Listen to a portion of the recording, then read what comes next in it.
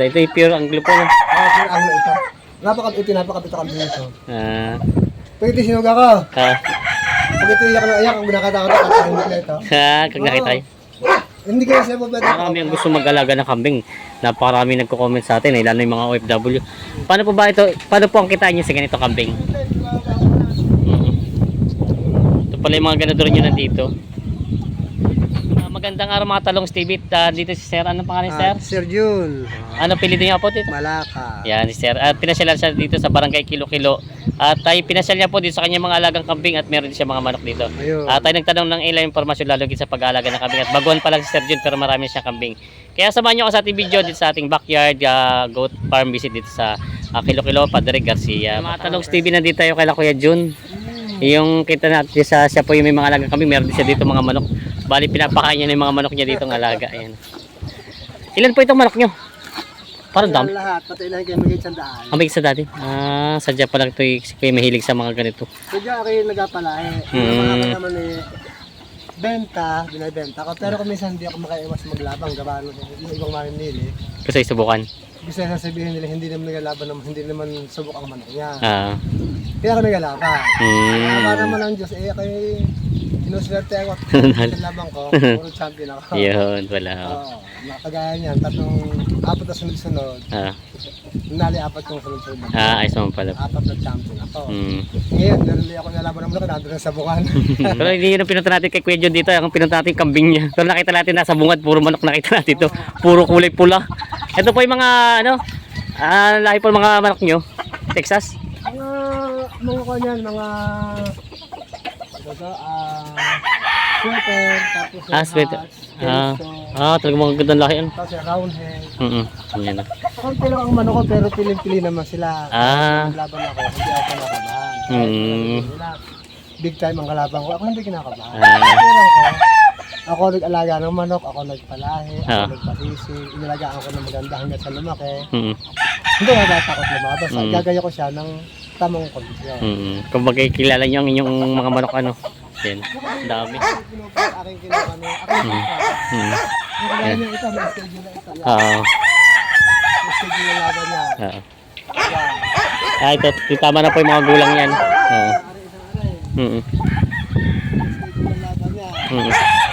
Mga pandaba na pala ito mga nan. Ito yung mga manok ni Kuya. Pero titignan natin yung mga, ito pala, may bahay pala kayo dito na taas ng Hindi yung mga bahay ng bagong anak ko. Dito po. Tapos may bagong mali ako daw. May bagong mali niya. Pinababa ko na. Tingnan natin. Ito pala yung magkahiwala ng yung paano dito ng kambing. Kalimitan po ang lahi ng mga kambing yung nalaga dito. Ako na Anglo saka Bomer niya ako. Di ko crossbreed niya. Anglo bo. So ngayon, nagpapapuro pa ako. Gawa ng kailangan kasi magpupulis sa kahit na simple konti lang, mga 10 inahing Bower, 10 inahing Anglo. Pagka nakompleto ko ng tig 10 na yung 20 inahin, ngayon ko, crossbreed na ngayon yung Anglo, cross ko sa Bower. Ganun pang ginagawa niya. Kasi hindi naman tayo pwedeng mag-market lagi ng kasabihin na makikipagpipensya tayo ng pag-market sa mga kailang breeders. Ang kung atin naman, pa tayo maka-meat production. Sakaling nabibili, kung pwede gawin nila yung palayan, kumbaga upgrade lang ang inyo. yung crossbreed siya, pero yung aking mga inahin ay mga puro talaga kinukuha niyo. Silipin natin. Marami pala si Sir dito. Silipin natin yung mga kambing. Naman tayo ng kambing, dinadakot at binibenta ko. Yan po yung ginagamit na abono, no? Oo. Ayan. Hindi pa. Ayan, titingnan natin. Ito. Organic process. Sir, dyan pinagawa yung ganito, ano? Kayo na rin po pala. Ayan. Hindi ko ito iniupa. Ayan. Ang akatwirang kay... Ayun. Ang ganda ng mga kambing ni Sir dito. Ito po yung dinala nyo kanina. Hindi, ito yung dinala ko na. Mga babae po pala ito. Ito lahat ito babae. Ito po yung mga bilhin nyo na to. Ang binili ko, ito dalawang inahin ni malalaki na. Tapos naman, yung meron akong kaibigan na seaman. Pinagkatiwala sa akin yan. kasama yung barak, kasama yung asawa niya. Mm. Ngayon, ang ginagawa sabi ng kaibigan ko, palahiin mo, Mm. at ako yung sasakay sa barko. Mm. Kung kailangan ko lang ng kambing, hingi lang siya ng isa, kakatayin ko. Mm. Yun lang, akin, bahala ka sa kambing ko. Kaya pala. Kaya nga, nakapag-anak na ako, ito Ito dalawang beses yung napag-anak. Ito po. Yung unang anak nito ay binenta kong pareho. Binenta kong pareho. Dalawa sa kanya. Tapos pangalawang ano ulit, yeah, pangalawang anak. Ito po isa. Yung naman ang sabi sa akin ng kaibigan ko, siya ay may babae niya. At yung aking lalaki kukunin ko at akin ang Kakatayo. kakatayo. Pero rin nga, buntis na rin. Ito po, kumbaga naparami niyo po siya. Ibig sabihin, paano po kayo nagka-internet sa pagkakambing? Sadyang kailan? Hindi sadyang ako'y bata pa mahilig maghayop. Mahilig talaga kayo. Merong kalabaw, may baka, may baboy, may kambing. Dati doon sa may silang pa doon, malawang may alagaan doon. Ngayon, lumipat na ako dito. Hindi na ako pwede mag-alagaan ng baboy. At may kapitbahay. Siyempre sa kapitbahay, sa una, wala akong kapatapunan dito. Gagawa ako, hukay pa ako ng malaking hukay. Doon, bigay ang laking gastos noon. Nataon naman yung akin namang mga anak, graduate yung aking anak na tapo dati. Sabi sa akin, ako yung nagbubukod tayo dito, tanim ako ng palay. Ito po. Ayan. Sabi sa akin naman, ama, huwag na po kayo magpalaya. Punta kami naman po i-graduate tapos na. At maayos lang po ang aming trabaho. Anong gusto niyo alaga? Maghayo pa na po kayo. Doon kayo nagpupisa. Basta hindi kayo katanim ng palay. O di, ano sa tingin niyo pwedeng alagaan? Ibibilan kayo ng kambing. Bumili ko nga ng kambing, kasama. Ito. Alin pang binili niyo? Yung dalawa na ang binili ko. Ito po, yan o. Tayo. Alin niyo po yung sabi niyo namang ano sa inyo, pinaalagaan? Yan yung pinaalagaan sa akin. Saka isang ito. At saka isang barako. Pero madami ito dati kwento, di mong inihento. Nagkasakit siya yung hindi ko masyadong kumbaga hindi pa ako masyadong kuha sa mga kambing. Ilalahing kambing. Tinataon naman niya kaya ako naman meron anak na nag-aaral natin ng vetmed. Hindi sabi ko ano natin gagawin? Sabi niya, ama, yung pong dumating kasi yung kambing yan dati sa atin. May mga sakit na yan. Ang gawin po ninyo ilisin na po yung may mga sakit, ito lang ito Pero, about consent naman doon sa may-ari ng kambing. Sabi ko, pare ka ako yung kambing natin ka, kung palaga mo sa akin, kita mulat-mula, sakitin talaga. Ibinenta ko na.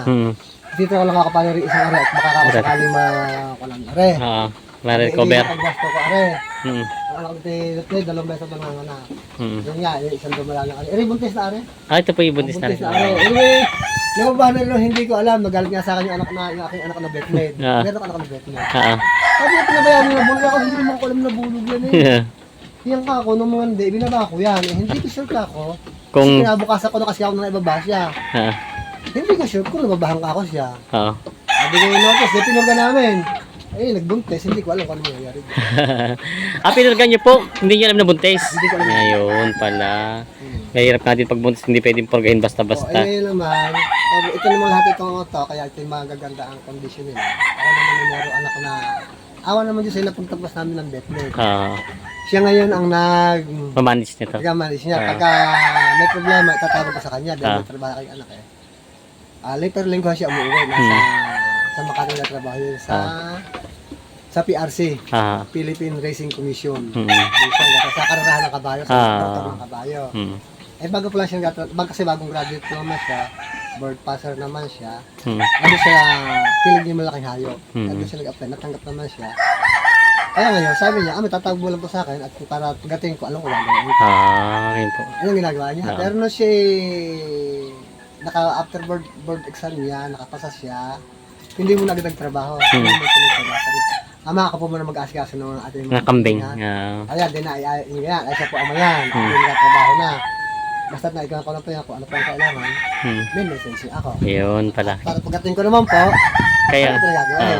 Ay pag naman dating siya po nag-aasikaso naman kami. Nag-aasikaso saka yung aking isang anak na, ang aking anak lahat graduate naman po. Ang panganay ay petroleum engineer.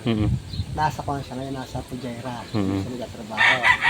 Sa oil industry. Tapos yung akin namang isa, yung sumunod ay electrical engineer. Lisensyado din siya. Tapos yung katatlo ay instrumentation and control engineer. Kaya, awan na sa yung medyo nakakakuha. Tapos yung aking bunso nga, Oo. Yun lang po yung dito na sa agad. doktor namin ng hayop. Ah. Kaya dati ako, nagkukampa ako sa mga doktor ng hayop sa bayan. Tatanong ako kung anong dapat yung kanin. Ngayon hindi na, siya na. Ano naman po kalimitan pala karaniwan naging encounter nyo naging sakit itong mga alaga nyo kambing? Encounter ko lang naman sa katay. Minsan, katulad yan, lumambot kasi nag-umpisa na akong pinaligawan ko na itong mga bisiro. Ito po. Kagaya no, lumambot lang dumi niya. Oo. At dito mamaya ibibigyan ko ito, mga tatago ko sa aking anak na gagawin ko. Sasabihin sa akin ko, anong gagawin ko? Dapat ko sa nila. Yun na po. Siya na po ang kinokontak niyo para po dito. Kasi hindi maaari, sasabihin niya, bakit ako nag-aarap, hindi natin nililitin sa ating hayop. Ibig sabihin ko po, ano sa palagay nyo ng pinagmulan ng pagdudumi nila ng ganun? Hindi, sa kuwan lang yan, wari ko sa pagkain niya. Sa pagkain. Sa pagkain. Kasi, una, hindi pa bali mo nga ito, mga 1 week ka pala silang pinabababa sa dito. Dito, kasi nga mga ulan. Sinasama ng mga inahin dyan. Yung paligaw yan, mga paligaw yan. Ito pong malawak nga pala itong ano niya. Pag-aaral yan. Oo. So, nakaka-encounter. Yun naman na-encounter kasi pero hindi naman sila natamlay. Hindi naman sama. Pero, yun lang yung madali naman kuhanin sa gamot ka yan. Yan pala. Papainumin ko lang muna ng gamot yan. Total, sa Martes na dati uli aking anak. Siya na po. Every Tuesday yung iyon. Dito yung mga 2 araw dito yun, nakapahinga. Hindi ka pahinga yun. Siya nag-aasikaso nito, yun. Paano naman pampakain nyo dito sa ganitong mga kambing? So dito naman sa umaga, ang gawa ko sa kanila, mga bandang 9 o 9:30, katagalan 10, binibigyan ko muna sila ng feeds muna. Feeds muna po. Ang pagkaan talaga nila. Tapos pagka po. Kaya mapailan ko sila ng tubig na merong gamot sa kanila, yung sa calcium. Calcium. Sa pampagatas nila, para magandang gatas nila. Hindi siguro kaya ganyan din, mas magatas yung mga inahin. At ito naman po talagang ang glunubian pang gatasan talaga siya. Gatas talaga yan. Ayan, ganyan siya. Ayun, yung kanto, tapos papaligaw ko sa dito ganyan. Inalpasin na po siya. Pagka mga 12, saka sila pinapakawala. Alas 12 po. Bakit po alas 12? Nagawa nung kasi ang kambing, pagka siya ay maaga mong inilabas, makapangain ng yung mahabog pa. Ang mga uod kasi ng damo, pagka maaga pa, malamig pa yan, ang damo, ang uod, nasa dahon pa. Kaya. Kaya kung pag nakakain siya ng uod, magkakaroon silang bayan sa magkakaroon silang leader, magkakaroon para sa sakyan, pag-umpisa ng sakit nila. Ngayon, pag mainit na kasi, pag mainit na ang uod yan, nababaan sa lupa. Tatago na yan. Kaya hindi mo kakain ng mga... Yun pala. Leader na nga lang, pagka nagkaroon siya ng konting hindi inaasahan ganyan, hindi inaasahan. Sakit. Kahapon, hindi ganyan kahapon yan. Ito nga, ito yan, katulad yan. Inisin ko yan mamaya yan. Kakayugin ko yan. Pagkatapos yan, i-spray ko itong disinfectant. Disinfectant. Ganito naman po, tanong ko naman po sa inyo kasi marami ang gusto mag-alaga ng kambing. Napakarami nagko-comment sa atin, lalo yung mga OFW. Paano po ba ito, paano po ang kitaan nyo sa ganito kambing? Sa ganyan, ako bago pa lang naman ako eh. Bago pa lang tiki. Kaya ako nung kasama ko pang ina. Dalawang kapatid yun. Isa na nabili ko ng binita ko ng binita ko. At pirang ko, paano gusto magpalahi ng mata, nagpipita siya ng mali.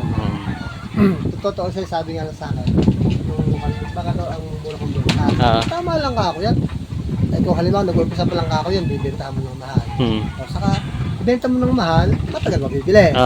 Ibenta mo ng afford lang, ika ngayon, hindi masyadong tatagal, mabibenta lang siya. Kung babalik yung kape. Bagay yun po yung panak nyo na rin na tubo. Tubo na po yun, ano? Oo. Tubo na yun. Hindi naman ibig sabihin paano ka makatutulong sa kapwa mo magkakambing. bago mag-aalaga ng hayop kung tataasan ng presyo. Kung ilang kaya nila. Pero pagka naman babang baba, hindi ka nabibigay. Wala ka namang magkikitain. Kung bagay-lugi pa sa pakain at may pakain. Tawag dyan ngayon doon, 12. Sabi, hindi ka makapag-ibili ka pang 12. Alala mo muna mga ako sa akin at sabi ko makalagaan ng mga ako. Ang ginagawa ko lang, nabibigay ko sa 15. Ngayon, sa 15 nga ba yung murang-murang pa yan. Kung hindi ako kaya sa 15, siya. Pasensya na muna. Pasensya na. Hindi ako, kampo lang tayo. Tapos tayo lang nakatawa. Tapos sa kapwa, pag-iyak bayan. Maging humble ka sa kapwa.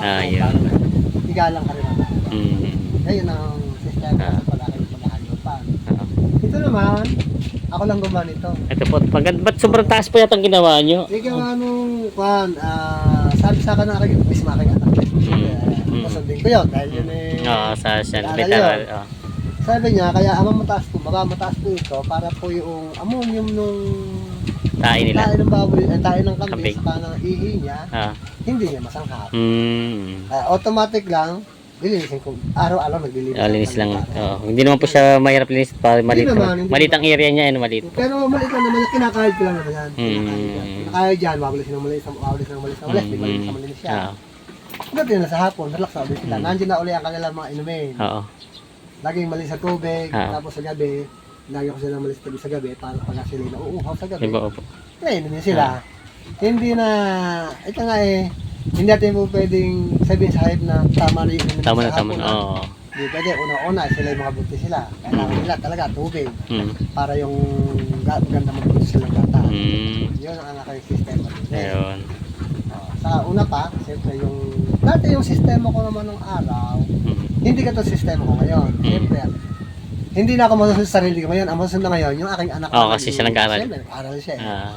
Kumbaga, medyo nag-adjust, noong una, nag-adjust ako na, tapos, dati na magagagawa ko. Mm. Ang katino ng aking anak, ay bakit mo pinag-aaral niya ako? Ayan. Hindi yun po nila sila. Mm. At tawanan lang Kambing niya dito po, may ilang taon na rin po pala. Ito pa lang nung ito. Kailan ka nag-umpisa? Nung bali, 1 year pa lang ito halos. Ah, sa taon pa lang, bago pa lang pala. Bali ito yung December ako mag-umpisang Oo. bali December, 1 year na December. Plano niyo po siya talagang paramihin ngayon. Yung talagang plano namin. Ah. Ang kanya namin, katulad yan. Tayo pala, sana yun. Oo. Yung Ito. bisiro na. Ito, tingnan po natin. Ito parang panak yun, ang ganda. Yan, yung laki yan. Oo. Yung basaan ko na yan. Oo. Ay, yun po yung Yan ang nagdudumi siya. gagamutin ko. Mm. Ang target ko ng plano namin dito talaga, dapat, wala lang. Isa lang, sabi sa akin, ama, ano aking anak, ama, bibigyan ka ng pera ng kambing para pambiling ng pera para mag-alaga ka ng magandang kambing. Kumbaga, plano niyo, kumbaga, libangan lang sana. Kailangan lang Oo. dahil ang kakatira ng aking anak ang aking mga anak, para daw ako hindi nakasama. Mainip. Ito po yung mga panak niyo na ito, mga to. Oh, yan. Mga panak na pala. So, yun, ito. Ito pala, yun. Yung dalawang Anak ito, oo. Tapos ito panak niyo, ito parang ito mga bago ito. Tapos yun, ayan. Yun yung dalawa. Yun, dumalaga yun Oo po. Na bago ano kayo. Oo. Ano naman dumalaga din. Oo. Hindi lang po kayo, parang hindi kayo nagdi-dehorn, ano? Hindi yun. Pero ngayon, kasi yun naman kasi kaya kung big dinhorn yun, ang tatalikon nga namin yun, sa sariling alaga Pang sarili talaga. Gagawin ko ng bulugan. Mm. Ang sabi sa akin, aking anak, ama, hindi po pwedeng gamitin sa mga kami natin yung iisang lahi. Oo. Ialis po natin yan. Kaya? Kaya kami nabenta. Mm. Total, meron mo pa tayo itong barako talaga na pang... Ganun. Kasi baka kakutuman ako, maganda kami panghalilig ako tayo. Hindi, basta ibenta nyo na po yan. Ayun. Kaya ginagawin ko yan. Huwag mga natitira. Babae po iniiwan niyo talaga. Kung bagay may bulugan. Oo. Basta dyan. Oo. Kaya, hindi ganyan nga. Sir, pwede natin makita yung ibang kambing niyo para meron pa kayo doon, no? Oo. Yung bago yung isa na yun eh. Bago bilhin niyo po. Bago nga. Yung kambing niyo po yun. Dami yung mga manok. Ito, wala. Ah, ito po. Ito, wala. Tayo. Ayan. Yan, maganda. Maganda pure border. Bower po. Nasaan po ang init? Ano kayo mga parama? Ito yung mga ganador niyo pala. Sinira ko yung ulam ko. Ah, yan. Hindi marumala yan Maganda yun, nababa ko na. Ito pala yung mga ganador niyo nandito.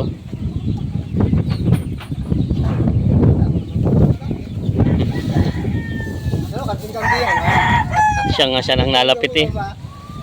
Siya nang nalapit eh. Kasi kung nalapit sa ina sa ganador yan, no? Saan galing po itong nabili niyo? Diri, pinsan ko ang may-ari nito. Ah, kaya. Ngayon yung pinsan ko, nag-aabot din yun. Hmm. Sabi niya, kuya, magabawas ako ng kambing. Bilhin yung kambing ko. Bilhin ko yan, buntis daw, ngapit ako na. Oo. Ayun po yung panak na ngayon nandun. Ako yung panatahan doon, anak niya, dalawa sa. Oo. Yan. Yung mga kambing. Papasampa na rin. Papasan pala ito. Kaya ako mula sa mampa. Hmm.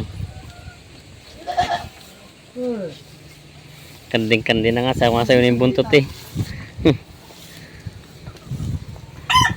Nakasampalato ka ngayon, ha? Hmm. Kaya ito hindi kasi kung saan pa po ulit ito ka, nakasampalato ka ngayon, eh. Ganda. Ito yung pure anglo po. No? Pure anglo ito. Napakabito kambing ito. Ah. Pwede sinuga ko. Ah. Pag ito iyak na iyak, kung nakatawa na kakahimik na ito. Kung nakita kayo. Hindi kayo sila po pwede pakawala. Mamamatay ang mga inahin, gagasahin ng mga isahin. Oo nga po yung mga inayin nito, ano siya. Oh, ayun nga, natigas. Mabait ito, mabakabait itong karami. Ang Glunubia na pure breed ni Kuya. Pero pure breed na angol talaga. 3 months old pa lang to. Yan. Bagong wala yan, 3 months old to. Pero naman isang resa dyan gagawin ko ng barako. Ang ganda ng mukha, no? Ba't ka bibili pa ako ng Kadator. kalabulit pa ng mga mamahalin pa. Ay, meron ka naman dito. Ay, meron naman ako dito. Kaya sabi nga, mag-umpisa ako talaga sa umpisa talaga. Umpisa. Hindi para maghahanap ako ng mga mamahalin talaga. Mamahal na inahin ko talaga. Nung bilhin ko yun, sabi ko siya, pinsan, anong binababa mo dyan? Kuya, pure blood ang tatay. Pero, ang nanay niya kuya pure blood talaga. Pero yung tatay ko yun ito, pure blood talaga. Pure blood talaga. Kita naman sa itsura niya. Ito naman talagang habol na habol din tong isang to. Oo, ganyan yan. Kumbaga parang yung sa alaga ay talaga napakabait niya. Kapag ito, napakabait ito. Hindi ba ako nalagay dito ako pag-ihihan ng mga ito? Oo, minsan, ayan. Ganyan sa akin yan. 12K lang, hindi nga yung 12K. 12,000 lang. Oo nga. Sabi ko nga, kung yung ibang mga kailangan na gagawin ng ganado, bibigay ko ng kahit 13K, bibigay ko yan. Basta sa mga katulad ko lang na mag-umpisa na ka, bibigay ko yan kahit 13K, bibigay ko para sila yung magkapag-upisa. Kumbaga itulong mo na rin sa kanila yung pagbibinta nito, no? Oo. Tulong na rin sa Para magbabag. magkaroon sila pa ng bagong maganda simula. Dahil ako, ang kakatulong, mag-umpisa ako sa... Tagang wala. Ibig sabihin, meron naman para makatulong ka sa kapwa mo. Ibig sabihin yung binalas ko na ganun pa yung bili ko, na mababa, Kasi parang sa kanila. sisir ko din naman sa Kanila. kanila na, hindi naman mababa naman. Pero yung upward na upward lang. Yun. Hindi kinuha natin dati ng 13K, hindi ko din. Oo. Pero kung ang magkukon halimbawa, ang mag-aatap, mag-aalaga halimbawa, yung patulad natin, katulad ko, Bago pa lang. basta sabihin gusto na magkaroon ng magandang Kambing. lahing kambing, ikaw, bibis ka na yan. Bibis Yan, yan, puro talaga yan. Kaya lang tayo, halimbawa ba sa 13K. Yun. Pero ang talagang, ko niyan, 15K lang. 15 talaga. Upward na 15K. Yun. Sa mga magsisimula at sa mga, meron na pang bili 15K kaya. Sabi nga may isa ka, sabi dapat bigyan price mo 30, kaya kayo parang akong nagkukunan ka, kasamantala natin ng tao, sala yun. Yun. I-pressure, ibigay natin yung tamang presyo. Yun ang anak ko Kaya yun. tayo maglalamang natin kapwa. Sa bagay, hindi ako nalalaman ng kapwa, dahil akin naman yan. Ang kailangan ko lang, yung upward ng kapwa natin na kayang Mabili naman nila na budget, ng bulsa, na budget nila. Hindi ko sasabing maganda. Kita na itsura naman ko na itsura talaga niya. Kaya lang talaga yan hindi lang dinihon. Pero yung mo nandoon ko, nakadihon lahat na. Oo, nakadihon nga yung nandun. Dihon na yun. Ito lang hindi ko dinihon. Dahil ito kasi gagawin ko yung marako talaga sa sarili. Yan o, yung mga kambing ni Sir. Sir, maraming salamat sa inyong oras na tayo pinapasyal ni Sir dito sa kanyang kambingan. Saka yung ang akin na most lang kailangan ko, ang gagawin ko yung meat producer. Meat producer ang ginawa niyo. Talaga makapag-produce ako ng mga babaeng bower. Crossbreed niyo dito sa Anglo. Pagka nakapag kahit na mga 5 bower lang na inahin, 5 anglo lang na inahin, i-cross ko sa anglo. Ay sa bower ko igagamitin na rin. Yun ang magagamitin sa anglo. Kung bakit talagang crossbreed talaga. Meat production talaga. Meat production. Para malaki yung size niya, ano? Oo. Malaki yung Meat sukat. production, kung magugustuhan ng ibang tao, mabad lang yung materialis din. Yun pala. Yun pala ang plano ni Kuya John dito. Ayan. Yan, meat production. Lawak. Malawak naman pala. Gano'n lang dyan yan. Kaya ako yung aking irigasyon doon, papaandarin ko yun, babasain ko ito. Para magkatama. At siyempre kasi ngayon po medyo tag-init na rin yan. Ngayon ang aking kandita. Yun. Yan yung binahagi sa atin ni Sir John. Sir John, maraming salamat po sa inyong pagbibigay ng oras sa atin. Tayo pinasyala din sa kanyang farm. At nakita natin yung mga alagang magkambing. Yung mga bago pala mag-alaga ng kambing. Mag-alagang impormasyon yung binigay ni Sir para din sa mga baguhan pa lang yun. Dapat talaga makuha nyo medyo mura-mura. Oo, yun. para may kikitain kayo. Pero hindi, meron naman kasing nakakaunawa sa katulad na namin na sige, para makapagsimula ka ng maganda, sige mo are. Ano tingnan natin, mura lang are. Kasi pag binenta ko yan sa iba, 55K. 55K ang halaga ng isang pure anglo. Yun nga po yung binigay sa inyo kanina, sabi nyo. Oo, isa mo, 20, kundi 23, kundi 22, 23. Yun, nabigay sa inyo po yung ganun. Mag-iinahan na yun. Ibinigay sa akin ng presyo. Oo. So ako naman natuwa naman, nagkatiwalaan ako. Ang katiwalaan ko naman, kung ano yung ginawa tiwala sa akin ng aking kapwa, Yung dinangyari sa kanila. isishare ko naman sa kapwa, Yeah. sa kapwa ko naman. Mm. Kaya hindi tayo kailangan humble lang tayo. Yeah. Saka huwag tayo Yan. lagi nakasimangot, lagi tayo nakatawa. Yan. Oh, So maraming salamat, Sir John, sa inyong okay, oras. okay. Sige, God bless po. Salamat, maraming salamat din sa pag-abala mo dito sa amin. sa aking munting backyard. Yeah. Tapos siguro next year, baka pag nagkita tayo, baka marami. Marami-rami na. Oo. Ayan, that's it. Thank you po. Ah.